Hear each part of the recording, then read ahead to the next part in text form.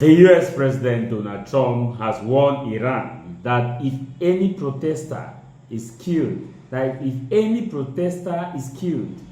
then Iranian government should know that America will get involved and he will come and save Iranians. He has given a warning that he has heard that protesters are being killed who are protesting and demanding for a reduction in the cost of living, inflation, and also for good governance. And that if Iran kills any protester or open fire on any protester, the United States of America, under President Donald Trump himself, will intervene directly, not indirectly, directly, and take the side of the people. This, Trump says, is not a warning, it's not a threat, but it's what is going to be done. Donald Trump is not mixing well. You know, he's living true to the American anthem. The American anthem says, "They conquer, we must ever, cause it's just, and this be a motto. In God we shall trust. Oh, the banner in Zion we stay." Iran has not officially responded, but Trump made this statement today, which happens to be the 2nd of January 2026, that any attempt by Iranian government to kill a protester, because protests have entered the 6th day. Protesters are demanding for an end in inflation, that cost of living is high, and they want good governance, and they want some reforms to be carried out. Iranian government have carried out some reforms, announced some reforms, but the protesters say that these reforms are not tangible. I want you to watch the moment Donald Trump actually made his declaration today. Trump had been in Iran before to go and bomb the nuclear site, and Iran did something very little or nothing. Watch this video. We move now to a Fox News alert. President Trump overnight standing in solidarity with protesters fighting against oppression in Iran as clashes enter day 6 with multiple reported deaths. The president writing on Truth Social early this morning, quote, "If Iran shoots and violently kills peaceful protesters, which is their custom, the United States of America will come to their rescue. We are locked and loaded and ready to go." Hudson Institute Senior Fellow Aaron McClain joins me now. Aaron, I'll just start right off with your reaction to President Trump's Truth Social this morning. Hey, good morning. I was told last summer that if the president struck the Iranian nuclear program, the consequences would be World War III and the consolidation of support for the Iranian regime within Iran.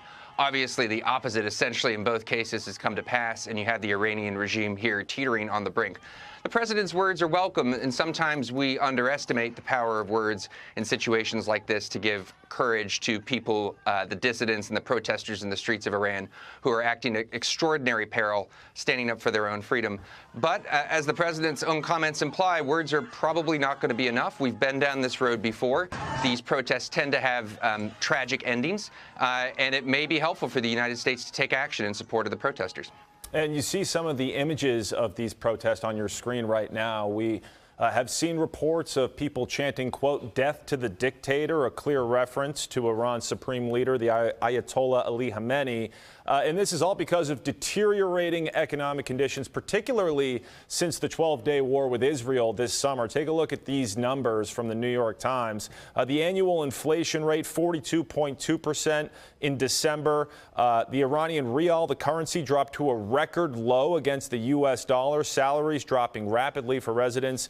And the 2026 budget shows substantial decreases in oil revenue and increases in reliance on taxes. Now, these protesters are mostly merchants and shopkeepers and students.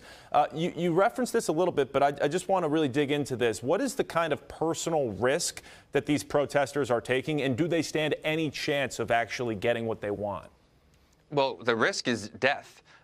This regime is one of the world's great executioners. This year alone, hundreds, if not thousands, of Iranians have died in its prisons, especially since the 12-day war back in June, which was followed by rounds and rounds of arrests at home. The stakes are total for these people. And your economic statistics are all absolutely correct. And they also, by the way, point the direction for this administration to follow should they choose to offer support. If the president's standards are protesters getting shot. There are reports of that already circulating, and it's further economic pressure. It's going after the regime's revenue sources, in particular enforcing the sanctions that are already on the books targeting the regime's energy revenues that will really begin to put pressure on this regime, which is what you're going to have to have. This regime is willing to use force. It has used it over and over again against its own people. That's what's going to happen here again, almost certainly, and this only has a good ending if the regime starts to doubt its own ability to continue. That's the effect that this administration would need to generate. Aaron, I got one more quick one for you. As we move now to Venezuela, the Trump administration implementing a lot of the same tactics, trying to cripple Venezuela's economy. But notably, in a state interview television, Nicolas Maduro said that he's now ready to speak with the United States and negotiate with the Trump administration. Do you think that Trump is ready to talk, or is regime change the only solution here? Oh, gosh, if I were Nicolas Maduro, I might want a deal as well. Venezuela really is the target of relentless sanctions enforcement on top of some other pretty strong measures. We see the Trump administration seizing these tankers at sea. We have this complicated story of the tanker that's claiming to be Russian right now, running from the United States Coast Guard. It's not clear exactly what the terms of the deal would be, given that, as you point out in your question, for several weeks now, it's been pretty clear that what the Trump administration wants is Maduro's own removal. And if what Maduro is going to bring to the table involves things like further Eurasian great power interference in the Western Hemisphere, like the Russian diplomatic involvement in this tanker situation, I can't imagine that's going to be that attractive to this administration. All right, Aaron McLean, we appreciate all of your insight. I'm Steve Doocy. I'm Brian Kilmeade. And I'm Ainsley Earhart. And click here to subscribe to the Fox News YouTube page to catch our hottest interviews and most compelling analysis. Congratulations! You've passed your GCE or baccalaureate, and now it's time to choose a professional university that opens real doors to your future. Let us introduce you to the African Higher Institute of Technology, a career-focused institution that not only awards internationally recognized certificates, but also guarantees direct employment opportunities upon graduation through its solid network of partner companies and institutions worldwide. This school operates in collaboration with the Cameroon Ministry of Higher Education, UBA Bank, St. Francis Xavier Institute, Canada. Located in Yaoundé, Mendong, away from the noisy town, AHIT provides the following for its students: a free brand new laptop immediately after paying a registration fee of 25,000 francs CFA, free high-speed internet access on campus, hands-on professional training, mentorship from local and international experts, offering courses like local government in accounting, finance and administration, computer engineering, artificial intelligence, biomedical sciences, economics and finance, business and management, arts and education, law and public policy, agricultural sciences.